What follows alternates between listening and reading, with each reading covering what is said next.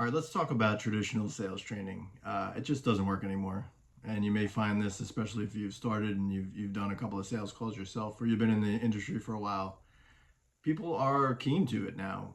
They are picking up quicker on, those psychological sales triggers you may have in the back of your mind.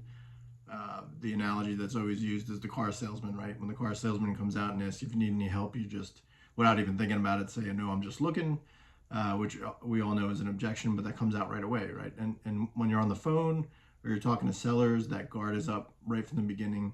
So the idea that we're always closing, the idea that we're always pushing for the close, is kind of old news, and we teach that a different way.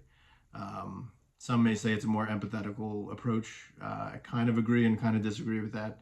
But we are really listening to what the seller needs. And rather than see and convince the seller that they are a good fit for us, we want to make sure that we're a good fit for them. And in some cases, that may mean at the end of the call or the end of the meeting, if you're doing this in person, that we say we may not be the best fit and we send them somewhere else because we know, that there still is a house that they want to sell. But if we're not the best fit, sometimes we are actually saying no to them rather than in reverse, we're used to getting said no to. But sales isn't about convincing somebody to do something. It's all about finding what the true problem is. And when you get to the true problem, if you're the best fit, then that's great. We continue the conversation and we find out how we can be the best fit, because it's not always the same puzzle piece in the same puzzle. But if we're not a good fit, we need to find out what that is for the seller, because we're doing best by them.